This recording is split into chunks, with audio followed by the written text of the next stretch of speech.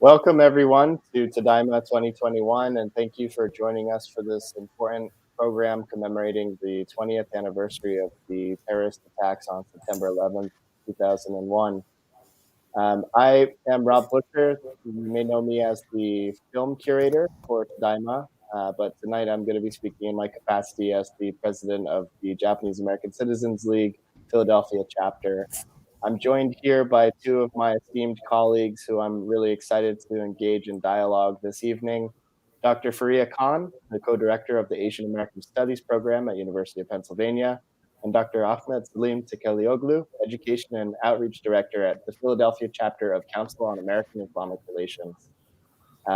Before we get things started, I would love to open up to each of the panelists to give a more extensive self-introduction. Faria, maybe we can start with you.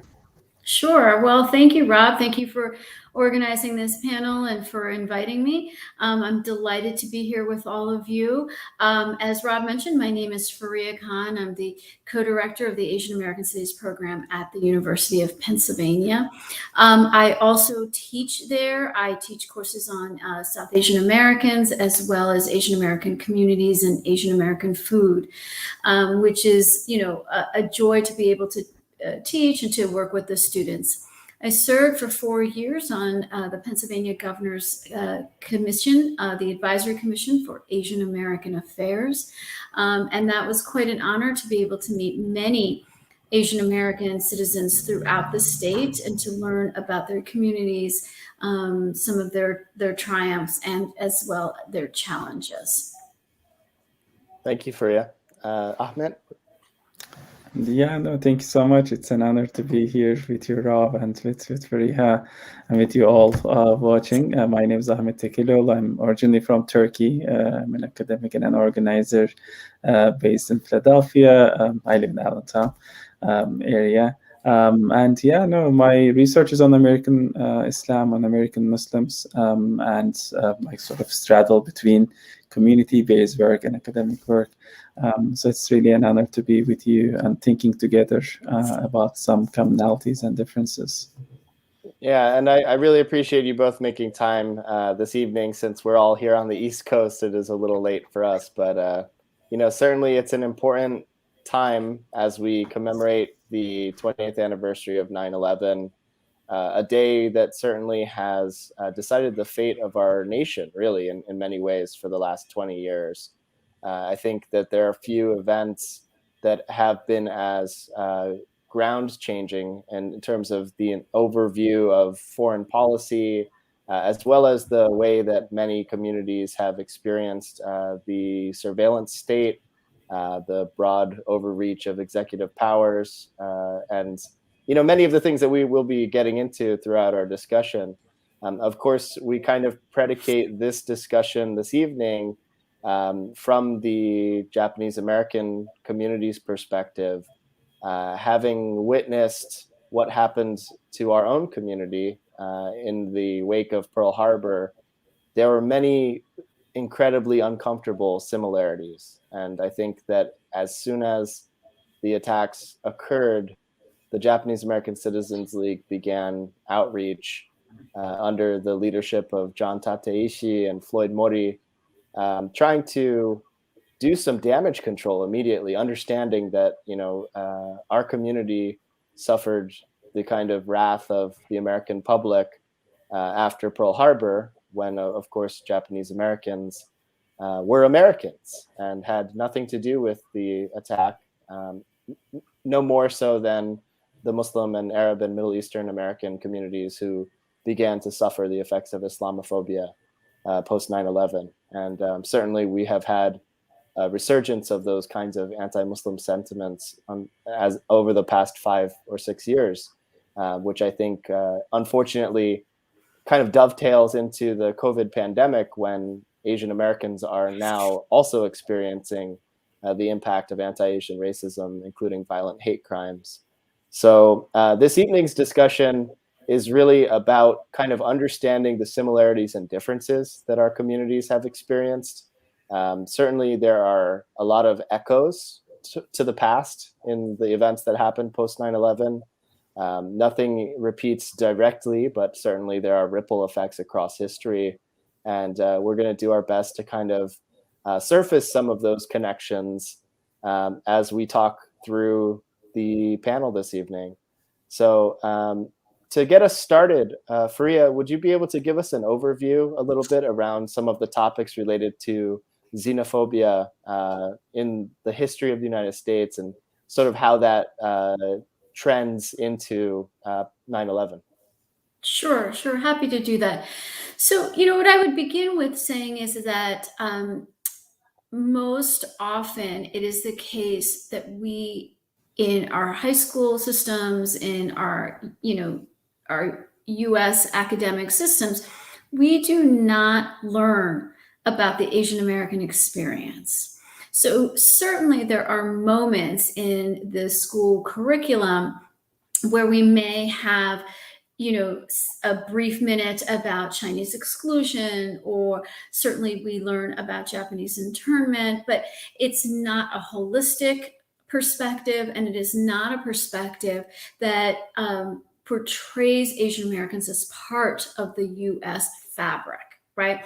And so the other issue that I have that I want to just put out there for all of us to think about is that very often when we talk about Asian American history, we talk about discrete communities, and we don't actually think about the ways in which communities have shared some of these struggles and challenges.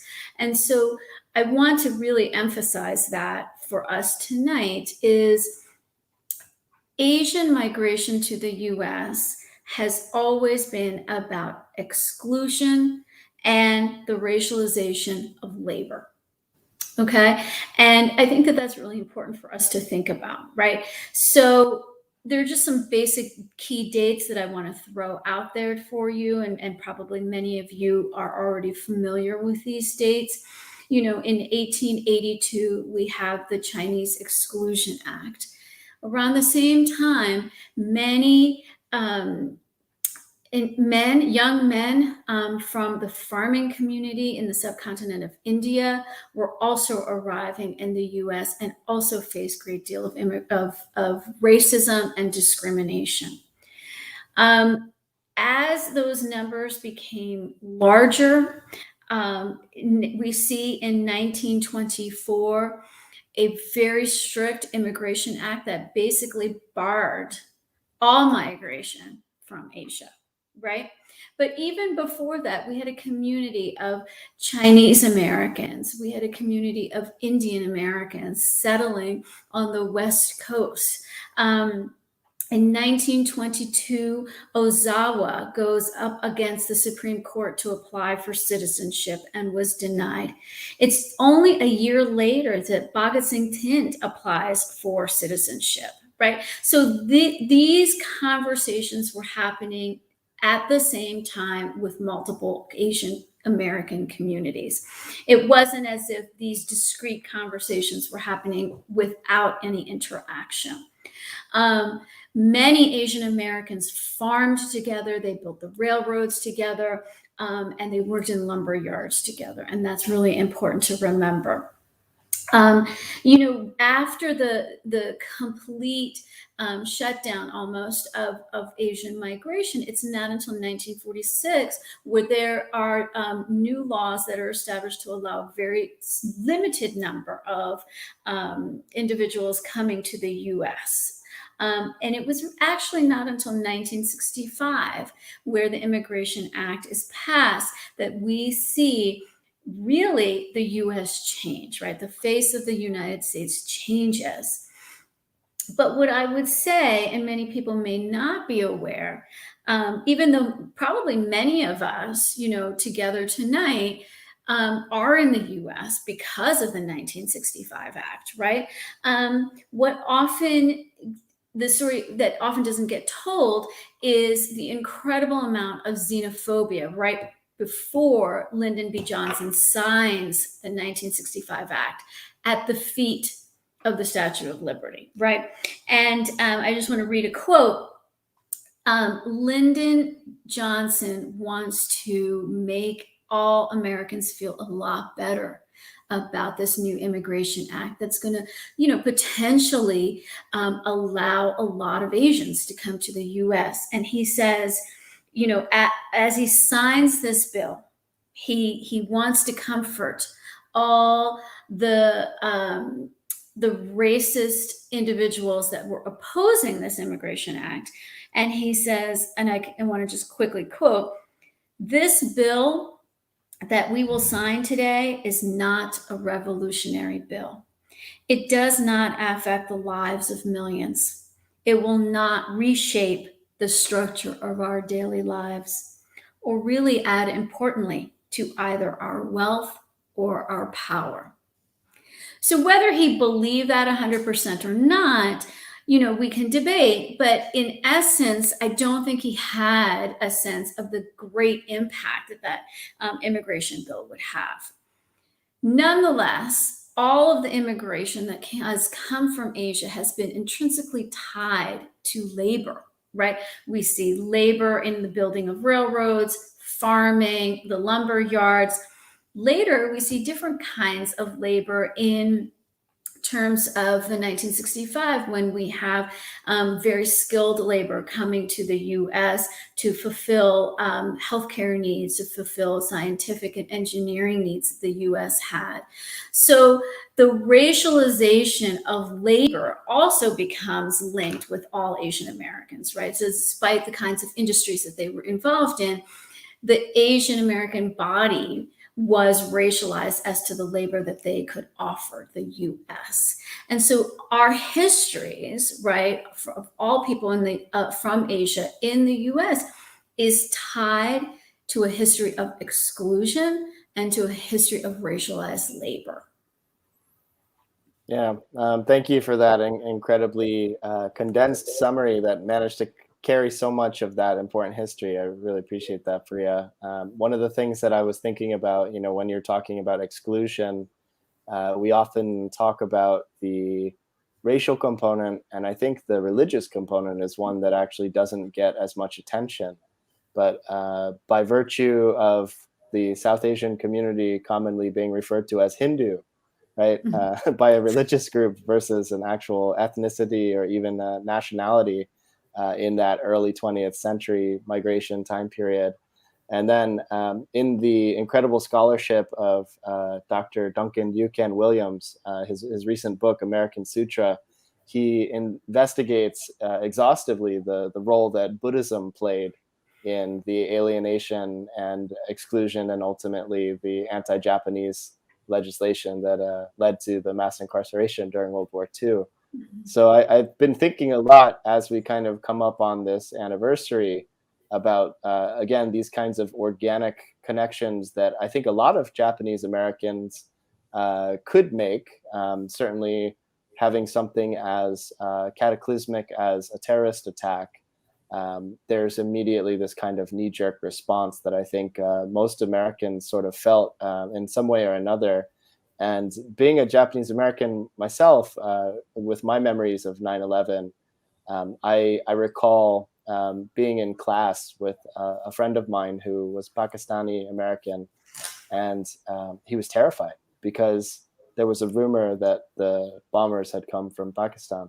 And, immediately this was this, and right. And so, whatever I was thinking up until that moment, I kind of had this immediate empathy that it was just like, oh my God, like this is what it must have felt like for my great grandparents and my obachan, like on, December 7th, like this is probably something that they were experiencing and feeling. And, I know that people felt that same way throughout the country, throughout the community.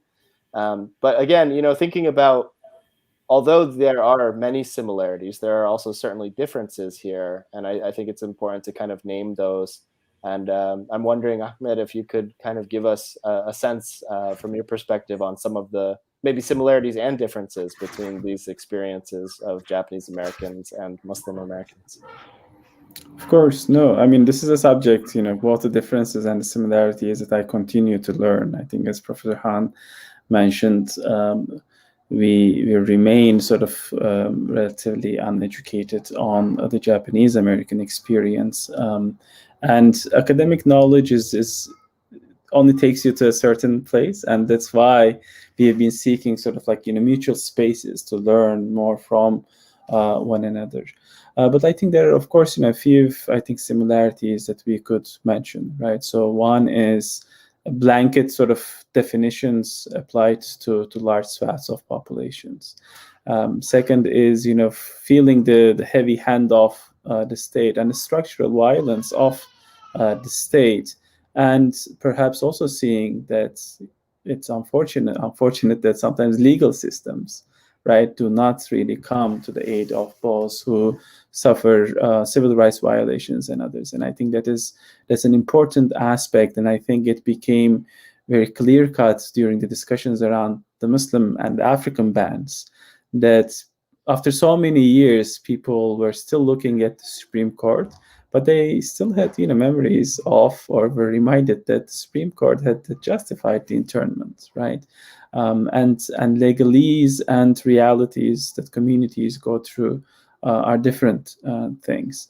I think, of course, listening to some of the survivors of the internment camps and others, and continuing to learn from you all, younger generation Japanese Americans, Rob, has reminded me that a lot of my interviews with American Muslim youth who early on in their efforts to navigate the post 9/11 realities in the United States, I always remember one young woman from Fremont, California, who was speaking with me when I was doing research there with second generation American Muslims, telling how she didn't want anything to do with her Afghan or her Muslim identity post 9/11 because it was just too much to carry as a young high school student, I think middle school student, and that that process led to sort of internal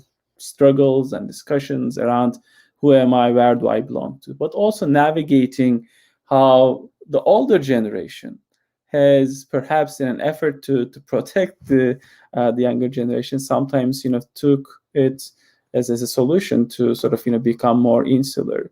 Whereas we have also seen, and I think that's important to remember, that broadly American Muslim communities have experienced a maturation process after 9/11 in terms of coming to grips both with their American Muslim identity, and of course this story should not be sort of applied to the African American Muslim experience, because that experience has its own dynamics in terms of navigating that landscape, a much longer story than 9/11, much longer story of engaging with the security state, engaging with the law enforcement agencies, right? So that's a mistake that we often make on the Muslim side, saying everything changed with 9/11 and this and that happens. Sometimes putting brackets to the African American Muslim experience that are not learning enough from that experience.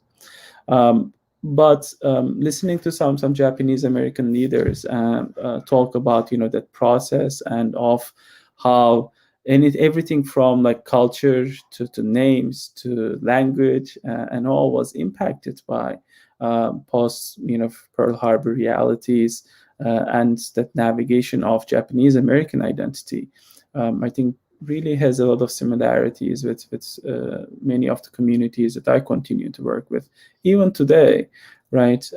We come across students who continue to face bullying and discrimination and name calling, and I think these have continued to be shared experiences. And I think it also shows us that history doesn't progress linearly, right? So as years pass, we do not necessarily progress with the ideas of becoming more open, more liberal, more accommodating, more sort of free of errors and problems. There are, I believe, however, some other sort of differences as well, right? So in the case of the Muslim American experience, 9/11 was, of course, one tragedy in point, but ongoing cycles and spheres of events outside the United States continued to have a direct impact on how American Muslims were navigating their daily lives and their engagement with both the broader public and also with the state agencies, right? So we've seen, cycles around, what's going on in Iraq, in Afghanistan, the invasions, of course, has impacted those realities, as well as, later on emergence of organizations like ISIS and all, right? So, and the idea of continuing to feel that pressure of apologizing for whatever is happening elsewhere by people who claim to represent the faith tradition that the members of the faith tradition of course reject, has been a dynamic, I think, that's a bit different than the Japanese American experience. And I think that ongoing sort of outsider threats and the media perception and ongoing sort of depictions, not that I think, as you have highlighted in a very sort of insightful presentation, that those kind of depictions and symbolisms around anti-Asian hate has stopped. We are seeing it today, right? Anti-Asian hate is so deeply rooted, structural, is still there. In the case of course, the Muslim American experience, we have continued to experience and see the dominance of those, trends as well, from everywhere, from movies to many other places. And there are efforts to counter that. I believe one thing for American Muslims to learn, and I'm sure we'll talk about some aspects of this from the Japanese American experience, is to start building a positive agenda and not merely responding to hate, right? In terms of institutionalization, in terms of being outspoken representatives for the experiences of their community and educating others. I think there is a moment, and I'm seeing this in the American Muslim community as well, including in my own organizations, where culture from a more defensive, always reacting mode to positive agenda building and positive allyship building, mode has, I think, already taken place. Multiple Muslim American organizations in the post 9/11 era have matured in different ways, and I think that has been one experience that we can definitely continue to learn much more from the Japanese American experience. I know for the audiences watching from California, my colleagues in California, in San Francisco Bay Area, in Los Angeles, have taken on those opportunities to build relationships with Japanese American communities and learn from their experiences and learn how to develop public-looking programming that can be insightful about both the Japanese American experience, but also about the broader American story and how we are imagining America to be. I hope that some of this was helpful. Absolutely. And you've covered a lot of really insightful topics. I wanted to pull a couple of those threads out to just kind of comment and then maybe open it back up to both of you for questions. But, in terms of the fundamental differences, I think very astutely the understanding that, of course, Muslims are of all different races and ethnicities and nationalities. And we have American Muslims who have been here for many generations. We have others who are new and recent immigrants, and trying to understand and really speak as a singular community is not productive. And in the same way that Asian Americans and Japanese Americans are not a monolith, neither is the Muslim American community.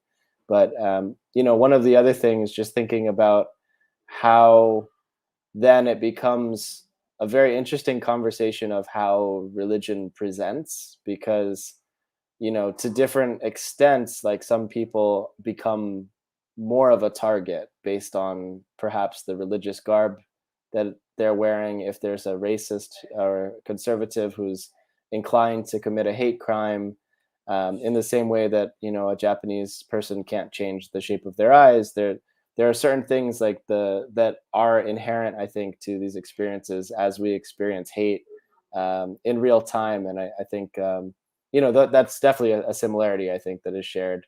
But thinking a little bit about, that idea that you said in terms of how does the community move past reacting to this event, and kind of into a phase of positive programming and also teaching around this. And I think to a certain extent, that's a good question, perhaps for the elder generation of Japanese Americans, of how quickly that process happened, because my sense is that it took many decades for Japanese Americans to feel that they were safe enough to actually make these kinds of statements, even to the extent that many Japanese Americans, as you probably know, were reluctant to speak about the wartime incarceration for decades.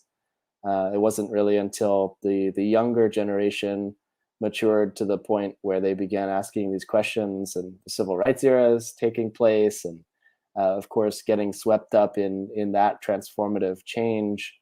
I think as a community, it has taken us the better part of 60 years, maybe even we're still grappling with it to a certain extent, of how do you stop apologizing for something that you had no responsibility for.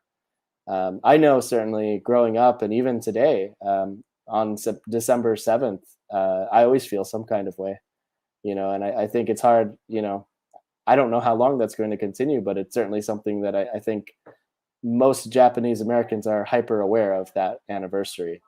And, I hope that we can kind of move past that in the same ways that we hope that the Muslim American community can move past that.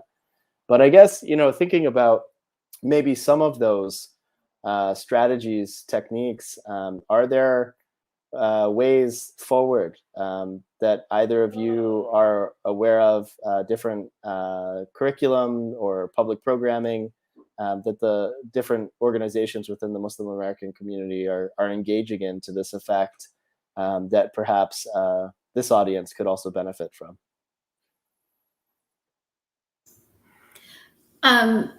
Rob, let me just jump in and make a couple of points.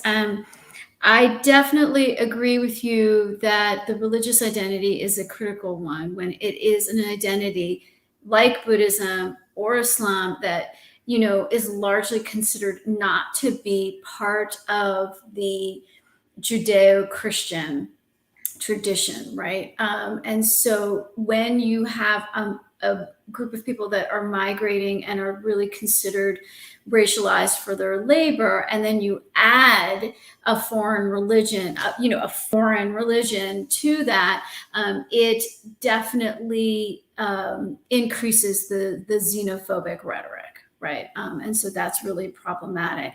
I think the other thing that's really important to remember is the ways in which immigrants build their lives in the US is often tied to US foreign policy, right? It impacts how we may structure teaching our children about our heritage, how we may practice our faith, right? Our access to a mosque or a temple is also impacted by those things. We may not feel safe going to a mosque if there is a lot of rhetoric around hate or potential violence at our houses of worship. And unfortunately, in the past few years, we've seen a lot of violence at houses of worship, the Sikh temple, the Jewish temples, mosques as well. So that, I think, is sort of important to remember. I also want to think about, definitely communities have fear of the government, a lack of trust, possibly, of the government. We see this with Japanese Americans that really just wanted to get back to their lives in many ways, right? And so for Muslim Americans, it's similar because it's incredibly painful. When we traveled the state and met with multiple communities, bullying was a very serious issue with our children, and parents were not aware of the bullying. So in dealing with all of this, I kind of feel that the burden of education is upon our communities to make other people feel better about us, right? And so it's something to think about, that while there can be education and we can offer resources, whose responsibility is it to educate or to bring awareness, right? And I think that's a complicated issue. So I would just pose that to think about. Yeah, and just to add on that, that's very insightful, Professor Han. There's these figures that, right? So many Americans, more than 60%, according to some studies that was done in the mid 2000s, do not know a Muslim in person, right? And there's correlation between knowing a Muslim and having positive viewpoints about Islam and Muslims.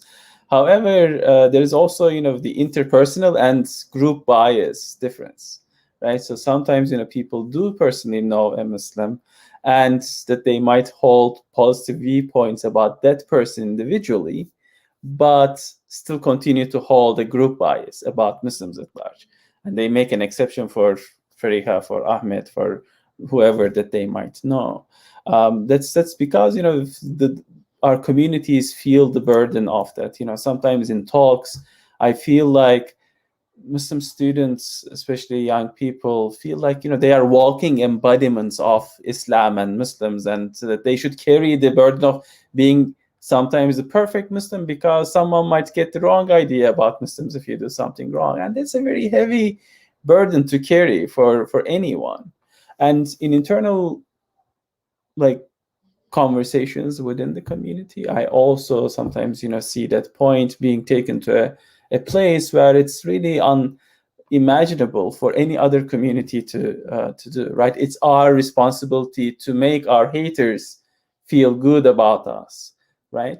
And it's our responsibility to make sure that they don't have negative opinions. Obviously, there is always room for more conversation, for meaningful pathways to create these opportunities, but for our communities to always feel like it's their fault that people have misperceptions about Islam and Muslims is also a very heavy burden. And I think your comments made me think about that, and think about sometimes well-intentioned teachers that I come across who ask Muslim students to explain very complex things to their classmates because they are Muslims, right? So it would be as if asking like the most complicated Sunday school question to a Buddhist and say, "You're a Buddhist, why don't you explain this to us and walk us through all the intricacies of this subject?"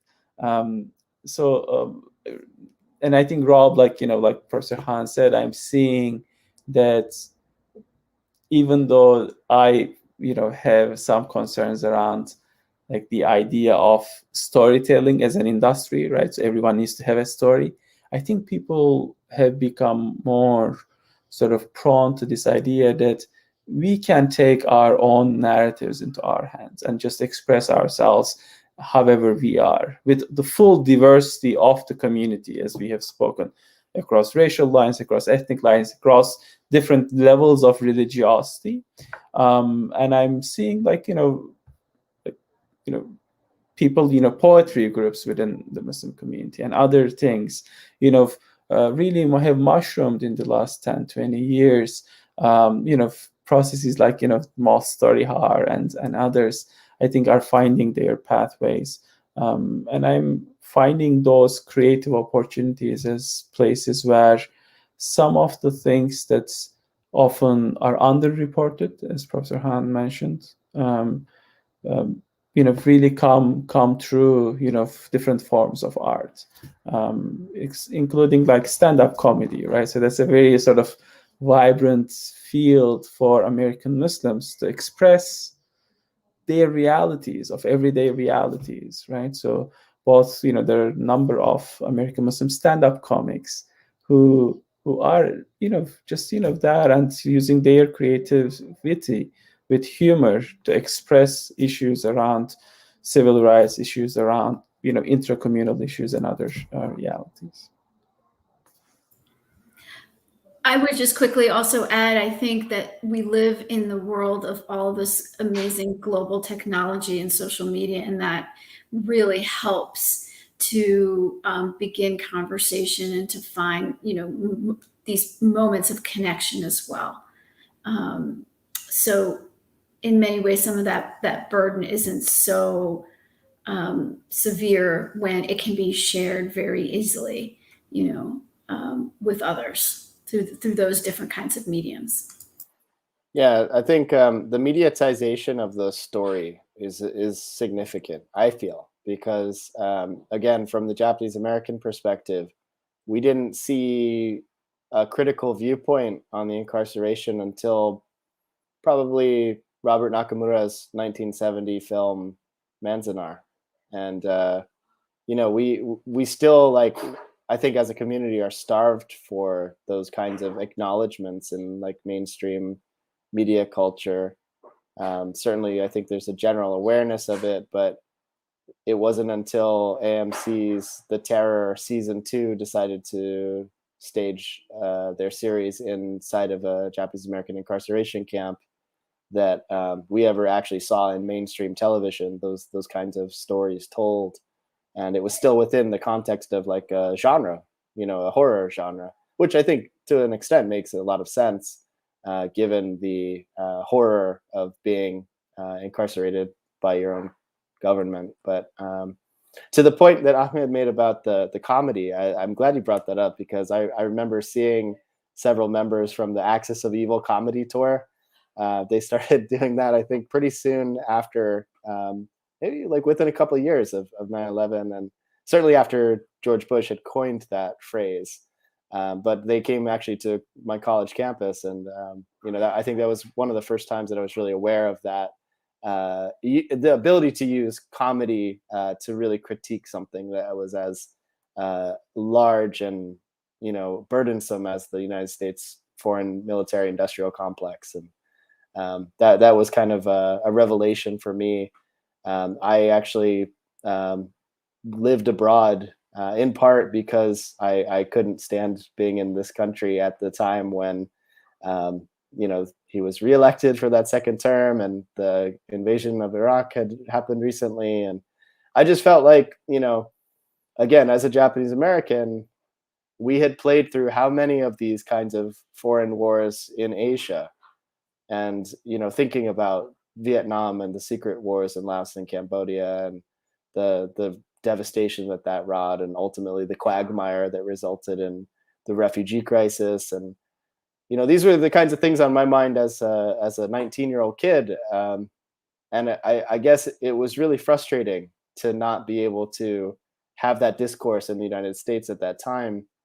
I felt, at least in rural suburban Connecticut where I had grown up, that wasn't really a dialogue that you could have in public, because there was just such a heavy burden within the propaganda of that time period. And that was one of the topics that we had explored in the American Peril exhibit, which I had given a separate presentation on as part of Tadaima. If folks are interested in looking at that, we talk a lot about the experiences across history of different Asian ethnic communities, how they were racialized through what I term racial propaganda, including the various Muslim American communities. But yeah, again, sort of thinking about like how one uses media to tell these stories. We had the opportunity to work with the Center of Asian American Media when they hosted a Muslim Youth Voices video workshop here in Philadelphia, as the Philadelphia Asian American Film Festival. And I felt like that was probably one of the best opportunities to empower young American Muslims to be able to tell their own stories using media technology. And are there other such projects that perhaps we could push our audience towards?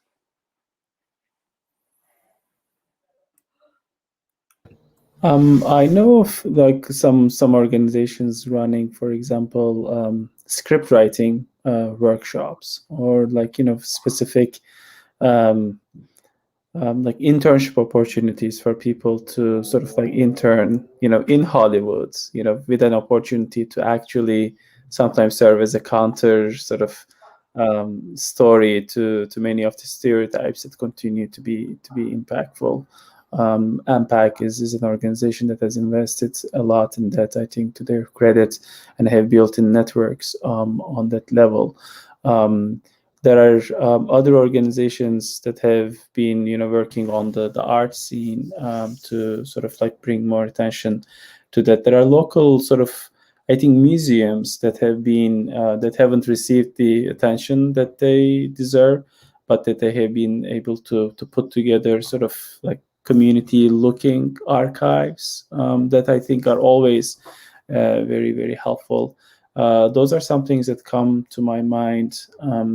As well as I feel like, Professor Han mentioned, people like creatively using hashtags, creatively using sort of internet sometimes to hijack, the messages, like hijacking in the right, in a positive sense, or counter, the discourses that are coming through sort of creative hashtags. I think those have been some of the things that I have seen.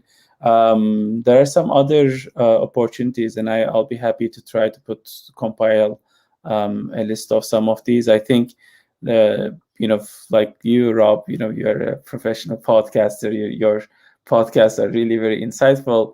I'm also seeing a lot of podcasts around building, like I said, community archives, talking with people who have had an impact on the broader sort of story of the American Muslim sort of experience. I think these are some of the projects that I have seen. There's one that will come to me in just a minute, that I particularly write, like two colleagues from actually the Bay Area. Diffused incongruence is the name of the podcast. Diffuse congruence, I think. So it's called Diffuse Congruence: The American Muslim Experience. I can put it in the chat. That series, I think, has been really interesting to follow because it gives a platform to people from different parts of the United States that have had an impact on the broader story. But maybe Professor Han might have other ideas as well. Locally in our area, like, so for example, 12 Gate is an art gallery, is doing great work to sort of give voice and platform to different expressions of the Muslim experience. Now they are running a sort of a gallery, an exhibit on the Black Iranian sort of collective. So yeah, I'll stop there. Sorry, I didn't offer too much in the way of concrete sort of resources, but I'll be happy to try to think more of those. No, that's fantastic. Fariha, were there others that came to mind for you? Well, not to plug the Asian American Studies program at Penn, but allow me to just plug it for 1 second. Please join our listserv. We have lots of events. One of the, positive things that came out of the COVID pandemic is many of our talks are now virtual. And so, and many of them, actually, most of them are available to the broader community. So please do join us. Sign up for our listserv. I put in the address there, and you'll be able to have a sense of some of the talks and events that we're hosting, and you're certainly welcome to join us. The other thing that I would mention, and Professor Ahmet is a member of this as well, is that we just put out a curriculum. We worked very hard with our other colleague, Dr. Amina Ghaffar Kuker from the Graduate School of Education, in a project called Beyond 9/11. That project is a series of 20 different modules that are lessons on 9/11 and post 9/11, really allowing educators for grades 9 to 12 to dive deeply into the experiences that post 9/11 has had on different communities in the US, right? Not just Muslim communities. And so it's an amazing opportunity to learn about 9/11. I want to just say that I taught class yesterday, and I'm teaching a class that has juniors and seniors. They're all about 20, 21 years old. And I asked them, what do you know about 9/11? And they actually know very little, right? So in their own high school experiences, yes, there's an introductory lesson or a basic overview, but not any sense of the deep implications that have occurred and still occur for multiple communities in the US. And so I encourage you to also take a look at that. I think the link is here. It's called Teaching Beyond 9/11, and it's on the Graduate School of Education's website at the University of Pennsylvania. So those are two important resources. Yeah, that's terrific. Thanks for sharing that, Fariha. I was going to ask you about the curriculum anyways, and I think I do want to leave a little room here for questions from the audience. So if you are following along live, feel free to add any questions or comments into the chat box, and we'll try to get to them if we can. But just kind of thinking about, the different resources that we've shared here tonight, and especially the curriculum. This is a difficult topic to teach, and I think that in our own ways, many Americans who lived through 9/11 have some kind of trauma related to that day. I think the trauma is different, obviously, depending on what your relationship is to that. If you're a community who has been targeted as a result of Islamophobia, there's a different kind of trauma. As someone who grew up in the New York metro area, there's a specific trauma related to that, and knowing people who lost their lives in that tragedy. But thinking about the trauma being a reason why, in all honesty, we probably haven't had as open discussion as we should have. But I guess also the idea of teaching history for those of us who are academics currently, who lived through this, we might not be thinking of it as history yet, but certainly in your example, Fariha, undergraduate college students, most of them at this point weren't born. So there is a real need to kind of address that and do some serious scholarship around it. And I know that there has been great scholarship done on that, but how do we kind of overcome those barriers, and how do we get more people to integrate this kind of curriculum and topic into the classroom? Any suggestions or ideas?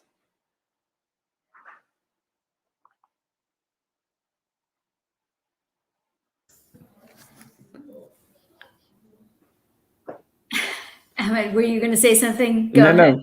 No, please go ahead.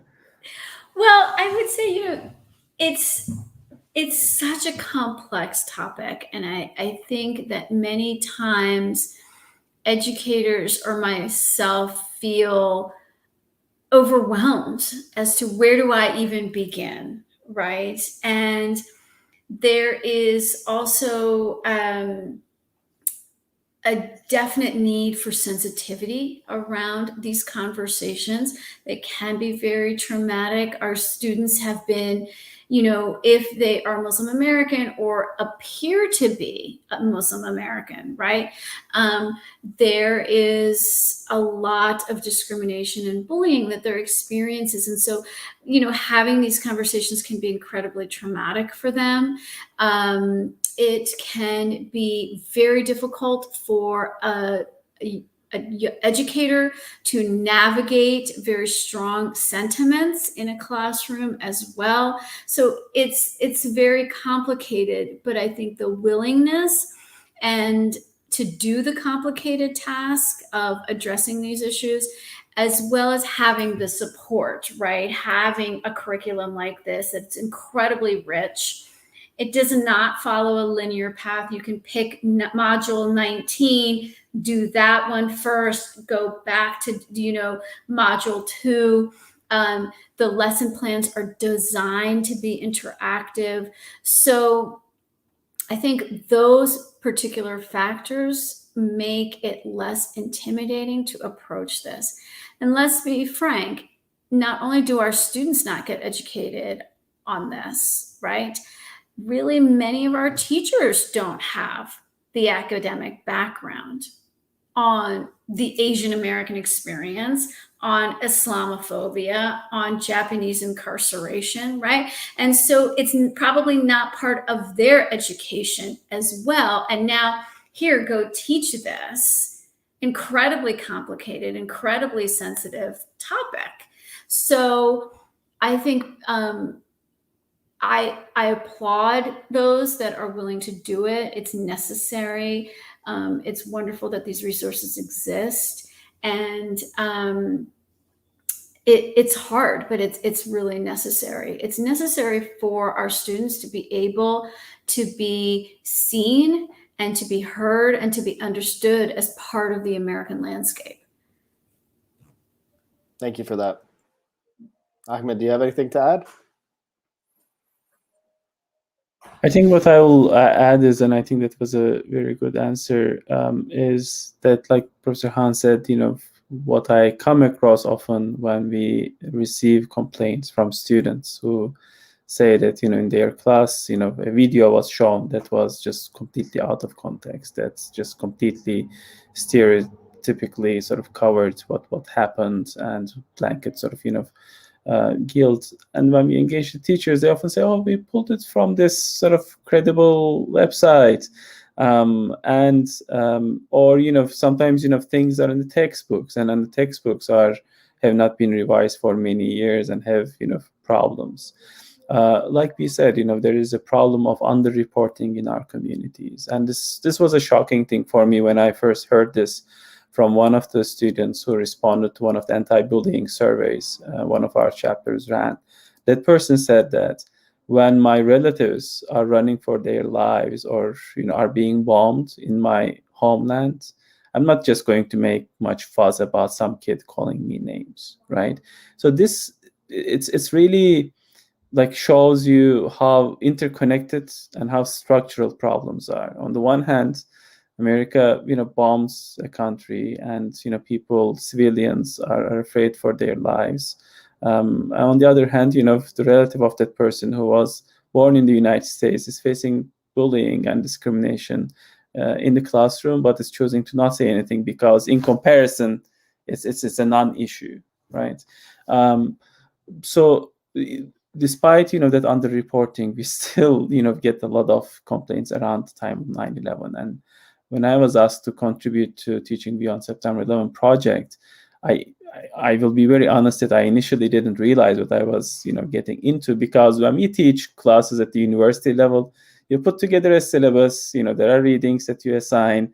Yes, there's a broader lesson plan and what you will do in your mind, but writing this module for the project and seeing how actual educators put so much effort, and there's so much techniques and so much work that go to the behind of preparing a module, making sure that teachers have everything that they need, making sure that students are expected to engage with credible information, and thinking through the broader project. And I think that's really, as Professor Khan mentioned, a big value of the project, which is that there is interconnections between all these years and what's happening.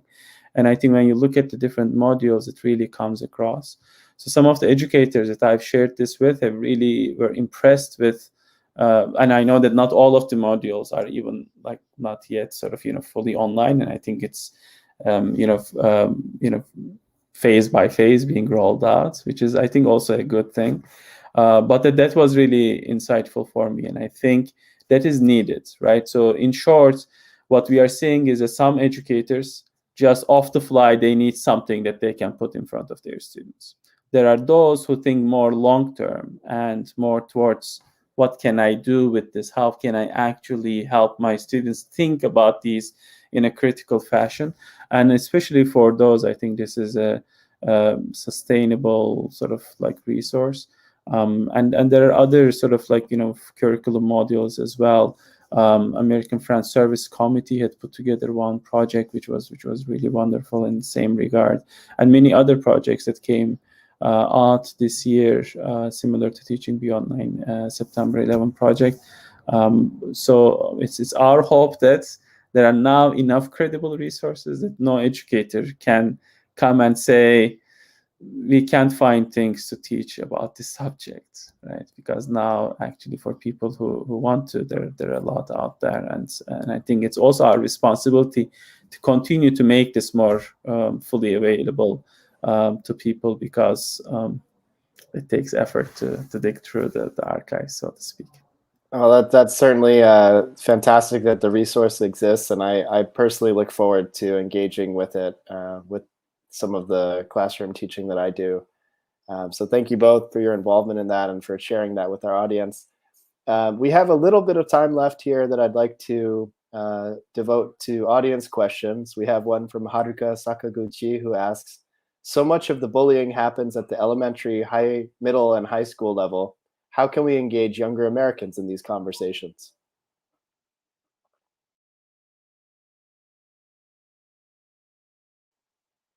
Well, Fariha, I know when we were on the Governor's Commission, there was actually a town hall that we had hosted at Al-Aqsa in North Philly about bullying specifically, and there were several young people there. Have you had other experience in terms of engaging youth in these conversations? So yes, and I think that was the first time, perhaps when we were doing those town halls, Rob, that we realized the severity of the situation. You know, we were in this meeting and someone asked about bullying, and the parents that were present said, oh, you know, it's really not a problem. And then this, you know, voice in the back of the room said, well, actually, and it was a young boy who said, actually, I get bullied all the time. And so I think that it is present, it's pervasive. I think that some of the responsibility of the bullying lies with teachers to recognize it, to make sure that there are conversations going on in the classroom about what, you know, embracing the differences that each child brings, but also recognizing that it's incredibly painful and in many cases shameful for a student to be bullied. And so they're hesitant about sharing it. But creating a space where students feel safe enough to say, this is happening to me, is really important. And then, of course, supporting educators as well with resources and tools. And I know that for the state of Pennsylvania, there is, as part of the Department of Education, I'm sure that every state has something similar, but Pennsylvania has specifically the Center for Safe Schools. It's an amazing resource for educators, for parents, for families to connect to recognize bullying, to be able to navigate a school system. Who do I talk to if the teacher isn't responsive? Do I go to the principal? Do I go to the superintendent? And so those resources are available. So I would recommend, if you have any experience with bullying, or you're having your child suffer or something, there are resources available for that at the state level that can then be implemented in the school district. So I would recommend that. But it's incredibly pervasive, and I will share with you all that, you know, even my own children suffered, you know, some forms of name calling. You know, both of my boys were called terrorists. They were told they were responsible for 9/11, that their grandparents had done it. And so, you know, this is, it's incredibly painful, right? For the child, for the parent, and then incredibly frustrating when a school does not recognize that kind of behavior, right? From complaints coming from Asian parents, right? It's this model minority myth. Like, why are these Asians complaining? They don't recognize it as racism. Yeah, those are all great points. And Ahmed, I know that CARE does a great deal of work related to combating hate. I'm just curious if you have other thoughts to share.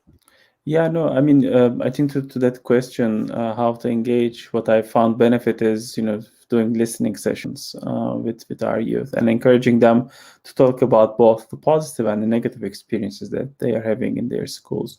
When we do these, we often hear quite a bit of insightful comments from people, right? And that it's not all negative, it's not all positive, and so of course there are both in each experience, but that like Fariha mentioned, name calling, saying, oh, there's a helicopter coming to get you from the yard and things like that. All these securitized images around Islam and Muslims that we see so much in popular culture and other places definitely find their way. And of course, the broader sort of normalization of anti-Muslim speech in society, including in higher levels of government in the past years, have definitely impacted and normalized a little bit of that. And of course, this racialization of Muslim idea have been there. There's a new book forthcoming by Sahar Aziz from Rutgers called the Racial Muslim. And I think it really does a good job of talking about some of the structural, history behind, how that happens. So I found that it's helpful to do listening sessions and give platforms to youth where they can comfortably share it. And then if there are others in the room that have, experienced similar types of, stigmatization, maybe, for other identities, that often also builds a bond between these individuals, and people can see also stories of perseverance and of coming through these and getting stronger through those experiences as well. Yeah, thank you for that, Ahmed. We have another question here from Ken Mochizuki, who asks, for all three of us, have we ever been accused of teaching critical race theory?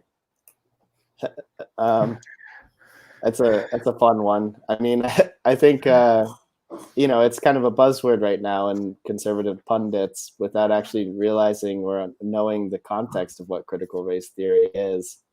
But in general, I think they kind of use it as this umbrella to describe anything that has a equitable, justice-oriented lens on American history that's not singularly from this sort of conservative, American mythology almost of this kind of triumphant arc of history bending towards justice, U.S. exceptionalism narrative. Yeah, I've recently attended several school board meetings where this has been the hot button issue, and the type of discourse that you see is really not about critical race theory as a scholarly lens, right? So it's all about other nominers. There's a laundry list of things that people mention and then accuse educators of using. There are like Rob said, certain circles try to debate this, and this was actually quite dominant within the American Muslim community a while back. Some sort of African American Muslim scholars who I think were having some intersections with some of those conservative talking points were talking about this, and we had published this resource about it that I put in the chat, publishable on that. But currently what we are seeing is there are intersections between these anti-critical race theory circles and people who try to sort of think around Muslim students' calls for increased inclusion and equity in schools. There are some intersections there that we are seeing, as well as other identities problematizing LGBTQ identities and many others. So that's I think a concerted campaign. And I think at the college level too, that's also very prevalent, not only in the secondary education.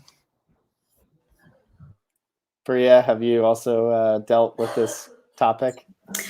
I have not. I've had other issues. I am, though, teaching a new course in the spring. It's called American Race. And so critical race theory will be a big part of that. And so I'm sure I'll be getting emails. I'm prepared for that. I have had most recently, the university has co-sponsored a panel on Hindutva, which is, a form of sort of politicized right-wing Hinduism that is on the rise in India. And I have gotten several emails about that, that I'm, because Penn is sponsoring it, that, I'm participating in spreading hate and misinformation.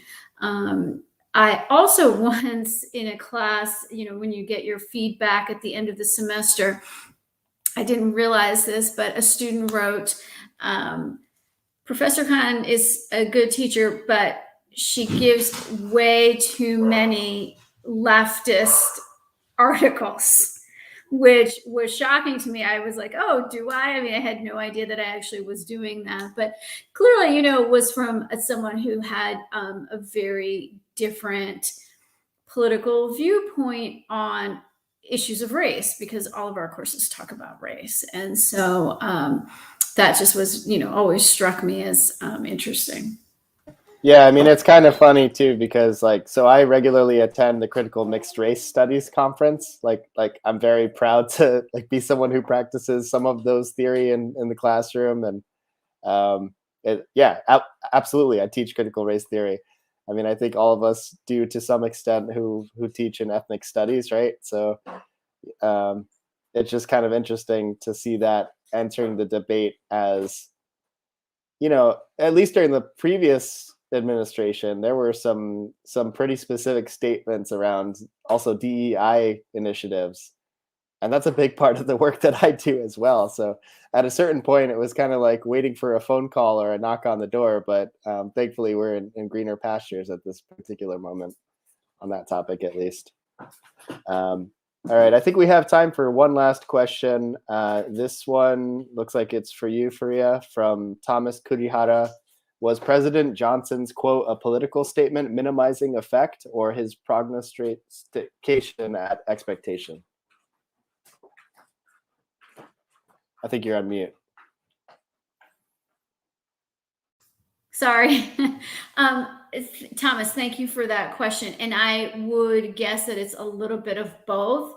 So as I think, President Johnson was trying to quell fears, xenophobic fears of mass migration, he also recognized that the U.S. was poised to be a global empire, right? And so immigration was part of the plan. I mean, by not having, open doors for migration, that was going to then negatively impact foreign relations. And so I think the 1965 Act was also a step towards diplomacy on the way to have the US be a global empire, as well as it was to increase a specific kind of labor in the US, right? Medicare and Medicaid were passed, so there was a definite need for healthcare. There was the Cold War and the race to the moon against the Soviet Union. NASA was, growing and blossoming and needed more science and engineers. So, I think all of those pieces were coming together, right? There was xenophobic rhetoric. He wanted to make the civil rights movement happy a little bit. He wanted to make sure that the US was poised to be a global empire as well. Thanks for elaborating on that, Fariha. And I think that takes us to the end of our time. So I just wanted to thank you both again for participating in this evening's discussion. I've certainly learned a lot, and I'm looking forward to digging through some of these resources that you both provided. So thank you again for being a part of this. Any last thoughts that you'd like to share? No, No, and you know, I'm very grateful for the conversation. I want to thank everyone who's attended, and I hope you'll use the resources, and you know, contact us if you have any questions. But it's been wonderful to be able to engage with all of you. Thank you, and thank you, Rob. And like, indeed, thank you so much, Rob, for organizing, and to everyone who attended. It's such a great honor, and I always learn a lot as well. I just hope that we'll have more interactive sessions at some point for us to listen to some of our elders and also others who have diverse sets of experience, so that we can continue to build bridges and make sure that we learn from one another's experiences.